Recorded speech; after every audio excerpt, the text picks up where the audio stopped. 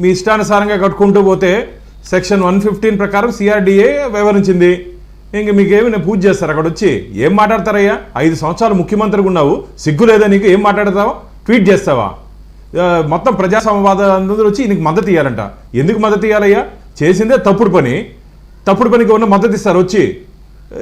ఏంది ఏం నీకు మతిపోయినట్టుంది, మతి స్థిమితం కోల్పోయినట్టున్నావు. ఓటమి భయంతో కేవలం 11 స్థానాలకే పరిమితం చేసినట్టు ఆంధ్రప్రదేశ్ ప్రజలు మతి స్థిమితం కోల్పోయినట్టున్నావు జగన్మోహన్ రెడ్డి గారు. ఏం ట్వీట్ అండి అది? ఎస్, అక్రమ కట్టడాలు మా ప్రభుత్వం కూల్చింది. మా ప్రభుత్వం అంటే ఎన్డీఏ కూటమి. ఎస్, ఈరోజు యూపీ నుంచి ఇంకా ఏపీ వరకు ఇవే బుల్డోజర్ సంప్రదాయం వస్తుంది ఖచ్చితంగా. ఇన్ని రోజులు జీవోని జేఓగా చేశాడు, గవర్నమెంట్ ఆర్డర్ని జగన్మోహన్ రెడ్డి ఆర్డర్గా చేశాడు. జగన్మోహన్ రెడ్డి గారు మీకు చట్టం చుట్టమేమో, మీకు చట్టం చుట్టమేమో. మా ప్రభుత్వంలో చట్టం అందరికీ సమానమే. ఎవరైనా సరే చట్ట పరిధిలో అనుసరించాలి, చట్ట పరిధిలో ఉండాలి. చట్టాన్ని అతిక్రమిస్తే ఇలాంటి బుల్డోజర్లు చాలా వస్తాయి. ఇది ఒకటే శాంపుల్ మాత్రమే, ఇది శాంపుల్ మాత్రమే. ఇంకా నీ కథ, నీ ఏమేం చేయను 5 సంవత్సరాలు శాఖల వారికి మేము అన్నీ తీస్తున్నాం. ఎక్కడ ఎవరిని స్పేర్ చేసే పరిస్థితే లేదు. అవినీతికి కేర్ ఆఫ్ అడ్రస్ మీరు, అక్రమాలకి కేర్ ఆఫ్ అడ్రస్ మీరు. మీరే ఈరోజు మా ప్రభుత్వం గురించి విమర్శించేది? ఏం మాట్లాడతారు జగన్మోహన్ రెడ్డి గారు మీరు? సార్, మీ ప్రభుత్వంలో ఏ రోజైనా సక్రమంగా వివరించారా?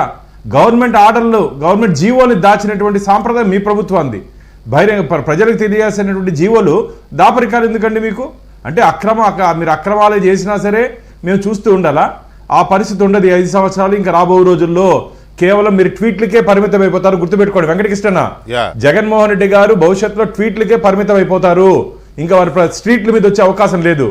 ట్వీట్లకే పరిమితమైన జగన్మోహన్ రెడ్డి స్ట్రీట్ అంటే వీధులలోకి వచ్చే అవకాశం లేదు. ఎందుకంటే కోల్పోయారు. ప్రజల పక్షాన పెద్దగా స్పందించలేదంట వెళ్తే అక్కడ, అది కూడా ఏదో వార్తలు వస్తున్నాయి. అందుకని చెప్తున్నాను, ట్వీట్లకే పరిమితం అయిపో జగన్. నువ్వు ఇన్ని రోజులు ఏదో నీ గురించి చెప్పేవాళ్ళు తాడేపల్లి ప్యాలెస్లో ఏదో ఆడుకుంటుంటావని, ఇవి దానికే పరిమితం అయిపోతావు. నీ మాటలు కానీ ఎవరు వినే పరిస్థితుల్లో లేదు. ఈరోజు మా ప్రభుత్వం, మా కూటమి, తెలుగుదేశం, భారతీయ జనతా పార్టీ, జనసేన ప్రజల కోసం, ప్రజల ఇష్టాలు తెలుసుకొని మేము ముందుకు పోతున్నాము. మీ మాదిరిగా తాడేపల్లి ప్యాలెస్లో కూర్చొని ఏం జరిగినా పోనీలే అని చెప్పి చూస్తుండే ప్రభుత్వం కాదు మాది. ఎట్లా ఉందంటే వీళ్ళు మాట్లాడే మాటలు ఇప్పుడు ఎట్లా ఉన్నాయంటే, ఆల్ సడన్ గా వీళ్ళేదో సొంత భూముల్లో కట్టుకుంటుంటే ప్రభుత్వం వచ్చి లాక్కుంటున్నట్టుగా కనబడుతోంది. అంతా చక్కగా ఉంటే కూల్చేస్తుంటే కనబడతా ఉంది. అవన్నీ చక్కగా ఉన్నాయా? అవన్నీ అది ఇరిగేషన్ ఫెయిర్ గా కట్టారా పార్టీ ఆఫీసులు? ఇరిగేషన్ అధికారుల దగ్గర పర్మిషన్ తీసుకోవాలని చెప్పి ఆమె ఇంకిత జ్ఞానం లేదా వాళ్ళకి? నేను అందుకని చెప్తున్నా, జీవోని జేఓగా చేశాడు. గవర్నమెంట్ ఆర్డర్ని జగన్మోహన్ ఆర్డర్గా చేసుకొని నడిపించాలంటే కుదరదు. ఇది రాచరికం కాదు, ప్రజాస్వామ్యం. ఇది ప్రజాస్వామ్యంలో ఈ విధంగానే ఉంటుంది, ఇదే జరుగుతుంది. 5 సంవత్సరాలు నువ్వు అనుకున్నట్టు జరిగింది జగన్మోహన్ రెడ్డి గారు.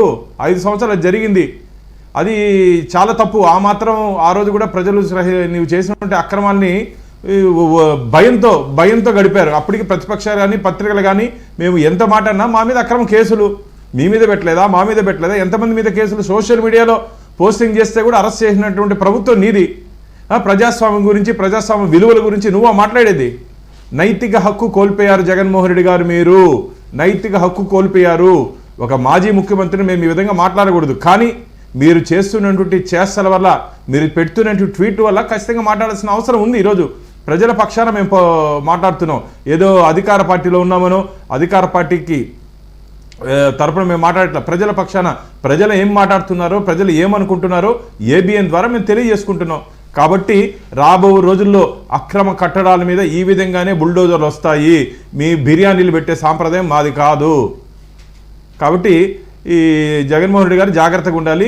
ఇంక నిద్ర రాదేమో ఆయనకి. ఈ రోజు నుంచి మొదలైపోయింది నిద్ర రాదు. ఓటమి రోజు నుంచి నిద్రపోలేదు. ఇంకా